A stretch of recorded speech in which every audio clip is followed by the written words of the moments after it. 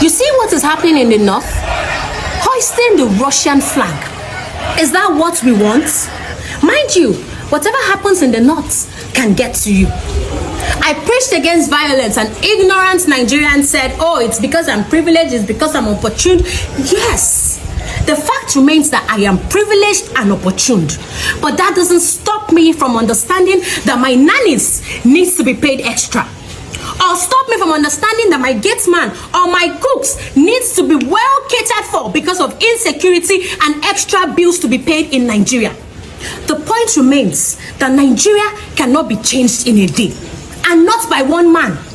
I am not speaking for the government, neither am I speaking for you people to love me because I don't need it. I am just stating the obvious facts, and that's the truth. The earlier we all realize that this protest is turning to something else, the better for us all. And that's it.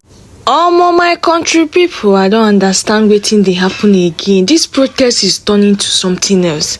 People are so blind to see that this no be peaceful protest where everybody dey amor for.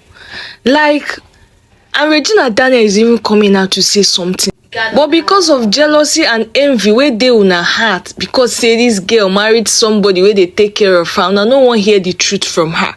I be think say we all agreed that Regina Daniels is the only person that can advise us because she made the right decision. What happened?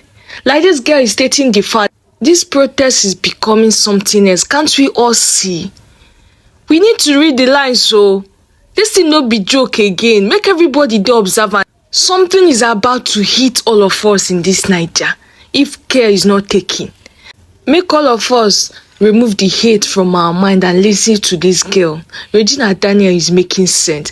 Protest is becoming something else. Everybody should be careful. Let's end this protest.